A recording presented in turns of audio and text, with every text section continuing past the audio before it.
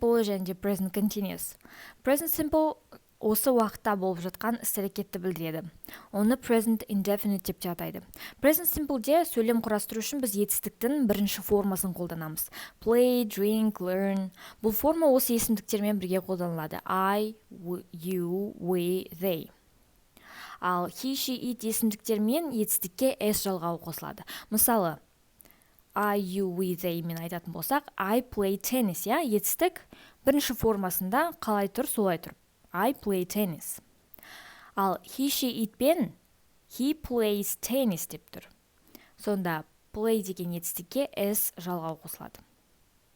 Present continuous.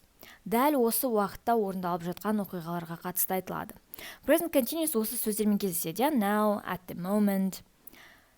Present continuous'те сөйлем құрастыру үшін бізге to be етістігі, сонымен қатар етістікке қосатын ing жалғауы керек. Мысалы, we are watching TV now. We are to be етістігі, watching деген кезде watch деген етістікке ing жалғауы жалғанып тұр. Сондықтан біз оны present continuous дәл осы кезде болып жатқанын білеміз. Біз қазір теледидар көріп отырмыз. Немесе the population is growing. Is деген to be, growing да ing жалғанып тұр, Келесі өтетін тақырыбымыз present perfect және past perfect. Present perfect қазіргі шақтың бір түрін белгілейді. Бұл шақ мына екі жағдайда қолданылады. Біріншісі, қазіргі мезетке дейін аяқталған іс-әрекеттер болғанда. Мысалы, I have played. Мен ойнадым деп тұр, Іс-әрекет аяқталған болып тұр. Немесе қазіргі уақыт аралығын қамтыған период ішінде аяқталған оқиғаларға. Мысалы, I have finished reading Hamlet this week. Мен Гамлет кітабын осы аптада оқып шықтым. Қашан? Осы аптада. Апта әлі бітпеді, бірақ іс-әрекет аяқталған болып тұр. Сонымен present perfectте I, you, we, they есімдіктерімен have және етістікке ed жалғауы арқылы жасалынады.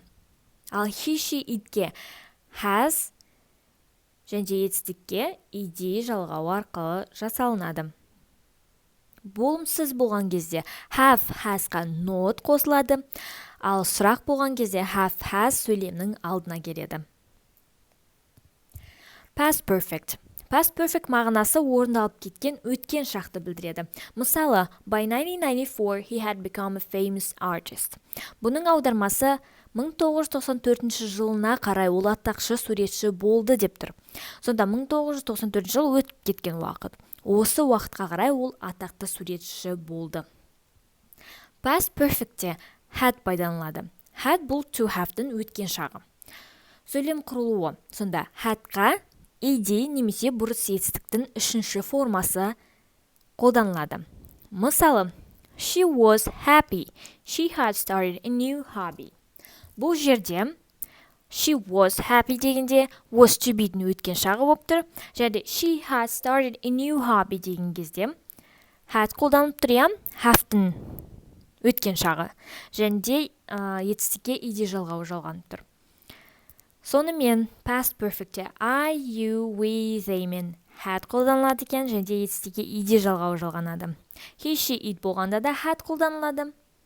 Ал болымсыз сөйлем болған кезде had not бөлігі қосылады, ал сұрақ болған кезде had деген сөйлемнің алдына келеді екен.